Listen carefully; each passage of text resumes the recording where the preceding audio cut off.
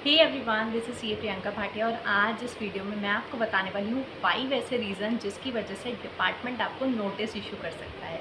ऐसे कौन से रीज़न हैं जिसकी वजह से income tax department notice issue करता है, या फिर हम कह सकते हैं ऐसी कौन सी गलतियाँ हैं जो आप अपनी ITR फाइल करते समय करते हो और उसके बाद आपको आ जाता है इनकम टैक्स का नोटिस। तो यही डिस्कस करेंगे आज इस वीडियो में। आपको क्या करना है, बस वीडियो को लास्ट तक देखना है। साथ ही में अगर चैनल को सब्सक्राइब नहीं कर रखा है तो पहले सब्सक्राइब कर लो।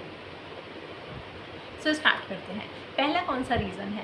पहला रीज़न है कि data does not match with 26 AS। आप जब अपनी ITR को फाइल करते हो तो आपको क्या करना होता है, आपका जो डेटा है उसको 26 AS और AIS TIS के साथ मैच करना होता है। अगर आपका डेटा 26 AS के साथ मैच नहीं हो रहा है तो इस केस में आपके पास नोटिस आ सकता है। फॉर एग्ज़ाम्पल, आपकी जो सैलरी है वो 8,50,000 है जो आपकी 26 AS में रिफ्लेक्ट कर रही है, लेकिन आप जो अपनी इनकम टैक्स की रिटर्न फाइल कर रहे हो उस रिटर्न में आपने अपनी सैलरी दिखाई है 6,50,000। इस केस में आपको साफ दिख रहा है कि यहाँ पर एक वेरिएंस है। इस वेरिएंस की वजह से डिपार्टमेंट भेज सकता है आपको नोटिस। ऐसी गलती बिल्कुल भी नहीं करनी है।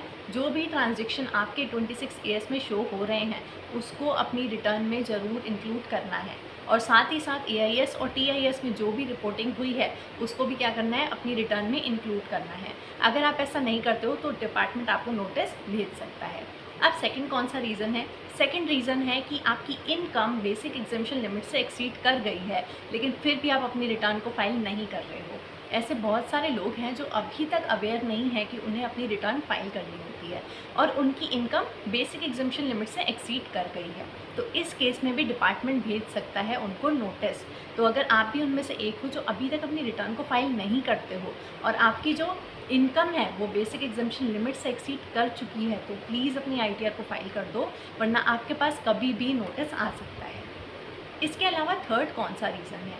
ये जो थर्ड रीज़न है ना, ये मोस्ट इम्पॉर्टेंट है और इसी की वजह से ज़्यादातर लोगों के पास नोटिस आ जाता है। क्या है ये रीज़न? ये है high value transactions.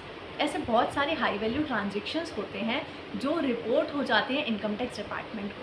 For example, अगर आप अपने सेविंग अकाउंट में 10 लाख से ज़्यादा का कैश डिपॉजिट कर रहे हो, या फिर आप अपने करेंट अकाउंट में 50 लाख से ज़्यादा का कैश डिपॉजिट कर रहे हो, ये सारे ट्रांजेक्शन्स बैंक रिपोर्ट कर देता है इनकम टैक्स डिपार्टमेंट को, और इसके बाद इनकम टैक्स डिपार्टमेंट क्या करता है, वो भेज देता है आपको नोटिस। इसके अलावा ऐसे बहुत सारे हाई वैल्यू ट्रांजेक्शन्स हैं जो मैंने यहाँ पर आपको शो किए हैं, आप देख सकते हो। इनमें से कोई भी ट्रांजेक्शन अगर आपने किया है तो आपको अपनी रिटर्न ज़रूर फाइल करनी है और साथ ही साथ वो ट्रांजेक्शन्स को डिस्क्लोज़ कर देना।